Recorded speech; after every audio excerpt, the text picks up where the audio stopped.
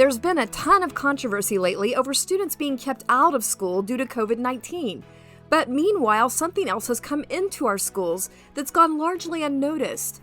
It's a new trend called critical race theory. What is it, and how does it impact your schools and your kids?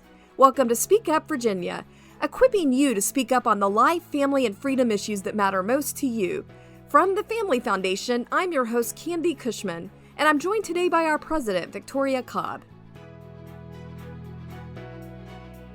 Well, since we're talking about schools and concerning curriculum today, let's just review this whole COVID journey and what that's been like for you and your family.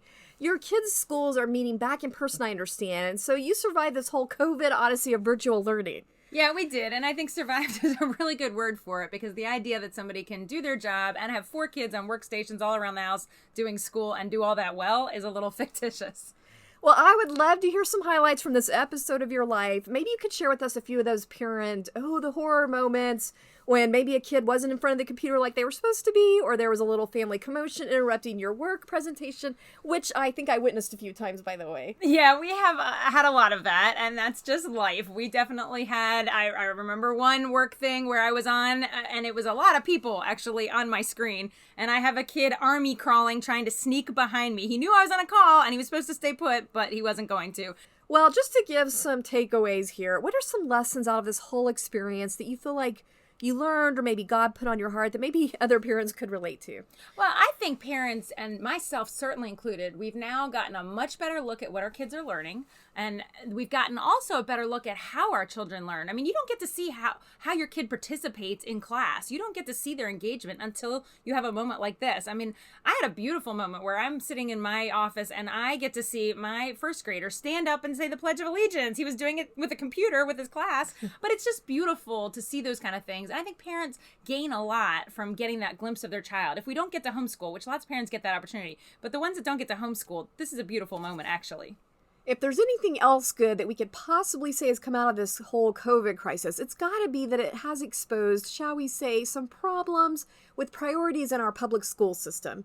And I think a glaring example of that would really be what happened in Fairfax County, our largest school district, which came under a lot of fire earlier this year for not only neglecting to give families enough in-person options, but also the virtual technology they launched with was just a mess. And after all that, it turns out right when they should have been planning ahead for all this, they were apparently making political indoctrination a priority in the form of critical race theory.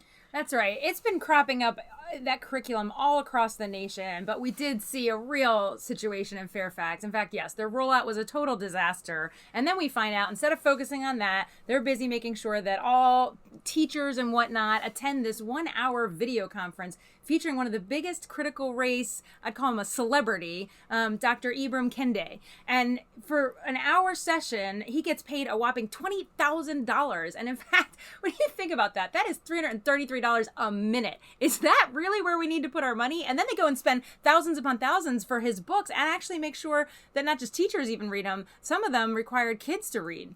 Yeah, just to give people a frame of reference, this is the same guy who put out that horrible tweet about Justice Amy Coney Barrett, who at the time was a Supreme Court nominee, about her having adopted black children. Apparently, he was trying to make this point that her doing that, adopting black kids, didn't exclude her from being a racist. But what he said just illustrates this militant tone that we see with critical race theory. He said, quote, "Some white colonizers adopted black children. They civilized those savage children in superior ways of white people while using them as props in their lifelong pictures of denial." And he's using sarcasm there. He's got words in quotes like savage children. But those are pretty harsh words in relation to a Supreme Court nominee whose only crime was to adopt kids. Yeah, actually, the words you just read are really does a good job of encapsulating what's wrong with the whole idea of critical race theory and what's being pushed in our schools. And that is that we look at all of American history and everything in our society as implicitly racist, and that the world is basically divided up into oppressors and the people that are oppressed. And if you happen to have lighter skin tone, you're automatically categorized into this oppressor column, regardless of your personal character or your own individual actions. That's right. And before we get more into that theory, I just want to mention that a nearby school district, Loudoun County, apparently tried to go one even better and not only promoted Kendi's book, but also spent nearly $500,000 on similarly themed programs as part of their so-called equity plan. And then they went even further and tried to actually forbid teachers in a policy from being able to make negative comments, even during their off time, about this so-called equity plan. Yeah, thankfully there has been some pushback in Loudoun, which is really critical, but it's happening in Charlottesville, in Chesterfield. They had a night with the same guy, an evening that you could participate in. This is creeping in everywhere. It just shows you this really is hitting Virginians right where they live, so we need to understand what's happening. And it also says something about what their priorities are with liberalism. When we have this national crisis going on, parents are literally begging for their kids to have educational resources, and yet this is still what the emphasis is on. But let's just talk about the theory itself, critical race theory. Why it's so controversial, because I think that the majority of people would agree in this nation that racism is absolutely wrong, it's harmful, and it is something that has to be addressed in our society. Exactly. But it's important to acknowledge that we look at these serious racial tensions and the injustice out of a biblical framework. They do need to be tackled. And from the Family Foundation's perspective, we come at this, and we actually have a great resource that's on our website from an event that we did that took a biblical Christ-centered point of view. It's called From One Blood, a Christ-centered conversation on race and racism. And we just had a real dialogue. And I think when you focus it around what's in the Bible, it's a whole different thing. But critical race theory is actually the opposite of a redemptive Christ-centered view, because at its heart, it's informed by a socialist, Marxist worldview that looks at society through the lens of who has power and who doesn't. Thanks for tuning in if you're just now joining us for Speak Up Virginia, brought to you by the Family Foundation.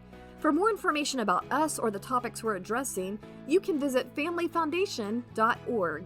That's familyfoundation.org. If you listen to the main proponents of this movement, like Dr. Kendi, they basically say that there's no neutral ground with this. In other words, there's only two camps. Those are who are racist, and those who are fighting it through embracing critical race theory. I'm just going to read a quote from him. He says, quote, "The only remedy to past discrimination is present discrimination. The only remedy to present discrimination is future discrimination. In other words, the only solution is for the oppressed to gain power and rectify things by basically enforcing reverse discrimination." Yeah, which, if you think about it, just sets up our society for this never-ending struggle for power, creating more victims rather than redemptive outcomes based on the idea of biblical forgiveness. And it's just like so many other things we see in this world where it's an example of human beings trying to fix a real problem with the wrong solution because they see the problem, but they ignore the human heart, the problem of spiritual sin, and then they start trying to fix it with externals, outward laws. But it can't really be fixed that way because it's a heart problem. I just have to say, one of the most powerful explanations that I ever heard on that was from this well-respected, famous civil rights leader, John Perkins. I had the honor of interviewing him for World Magazine, and he was just telling me how he was thrown in jail in the South for simply taking part in a civil rights march, and he was beaten, I would say even tortured by these police officers. But God had just gotten a hold of his heart, and he had this revelation while he's laying there on the jail floor that but for the grace of God, he could be that police officer beating someone that he was prejudiced against because it's a heart condition. And he told me only Christ can reconcile men to God and to each other. Yeah, that's right. And unfortunately, what we see in other theories like critical race theory is just this socialist or even totalitarian solution that somehow government's going to fix it. In his book, How to Be an Anti-Racist, Kendi actually specifically calls for a federal government office charged with punishing racial inequity, monitoring private and public organizations, and wielding these disciplinary tools. It's just not something that we think is well addressed by federal government. It's better addressed in personal relationship and real reconciliation. I think that's why it's really important to explain that equity, as defined by critical race theorists, is not the same thing as equality. Equality would refer to the principle our founding fathers put in the Declaration of Independence that because we are created by God, we have equal and inalienable rights and equal opportunity to pursue life, liberty, and happiness. By contrast, this theory, critical race theory, demands equity rather than equal opportunity. At its core, it's an unconstitutional concept, and yet it's being pushed with great fanfare in all of our schools at all levels. I saw one website where they had documented more than 200 colleges and universities today are promoting critical race theory. Yeah, this is a philosophy that's been percolating in our universities for years, but now we've got it seeping down in our K to 12. And we really need to be on the lookout when people took political advantage of some very real racial issues that needed to be addressed and then pushed this down into our schools. But they capitalized on this moment in our schools, and they're using it to push something that is really counter to what would really be real reconciliation. Well, we kind of hinted at this earlier, but one thing I really want to talk about is the vast difference between this modern day idea of critical race theory and the Judeo-Christian basis of this whole civil rights movement that was led by true heroes like Martin Luther King Jr. Yeah, one way to look at the differences is to think about identity politics as a concept, and those concepts are embedded in things like critical race theory. And what that is it sees all of humanity in these groups rather than individually. It's couched in terms of the privileged groups and the non-privileged groups, and you see the whole world through that lens from whatever group you fall into. But that's not how you're actually defined as a person by God. In the Christian worldview, we see our identity as human beings who were uniquely individually created by our God, that we are flawed, that we are failed, but that he loved us enough to sacrifice his own son. Right, and if you are a believer in Jesus, your core identity is found in being a son or daughter of God. It's not defined by these other externals like the political group you're in, your sexual identity, or other things. And I think the Judeo-Christian framework is really what made the civil rights movement so powerful. I mean, all we have to do is look at what Martin Luther King Jr. said in his I Have a Dream speech, where he talked about building a nation where people would be judged not by the color of their skin, but by the content of their character. In fact, let's just take a moment to listen to a couple of excerpts from that speech. It is a dream deeply rooted in the American dream. I have a dream that one day this nation will rise up and live out the true meaning of its creed. We hold these truths to be self-evident, that all men are created equal. I have a dream